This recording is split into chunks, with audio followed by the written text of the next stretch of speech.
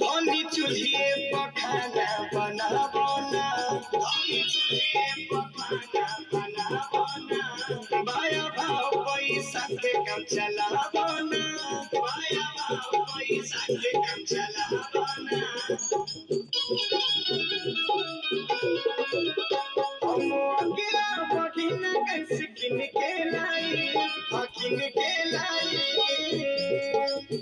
लागी मेकअप को धुआं मड़िया हो जाए, लागी मेकअप को धुआं मड़िया हो जाए, हम गोर बने राजा करिया हो जाए, लागी मेकअप को धुआं मड़िया हो जाए, हम गोर बने राजा करिया हो जाए।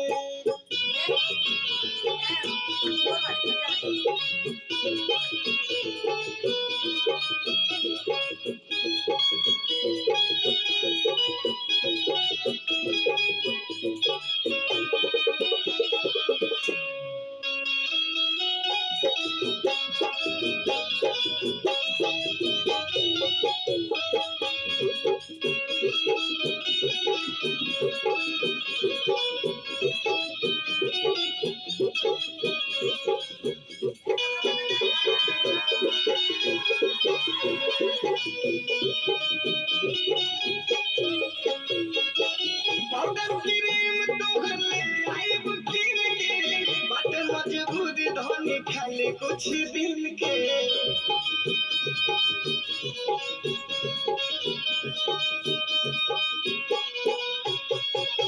लहना लगावे के ना आदत हमार हो, वो कब बैठा तो पर जाई बीमार हो। अच्छा जाएगा भले, कुछ ही दिन के बाद बदलाव चला रहा। जाके ही करे ऊपर बन लेके आई, लेके आई।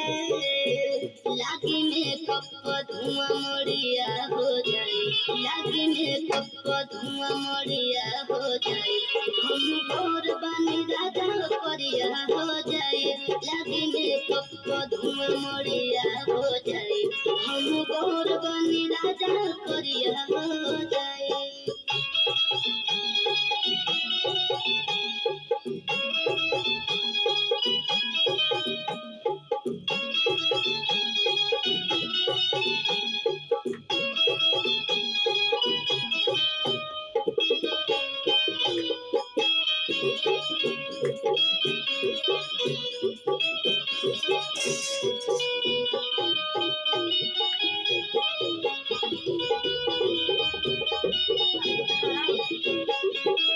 जनी रुसो गोरी मुहना फुला, लागल बा भूख फुलन रोटी ले आबो।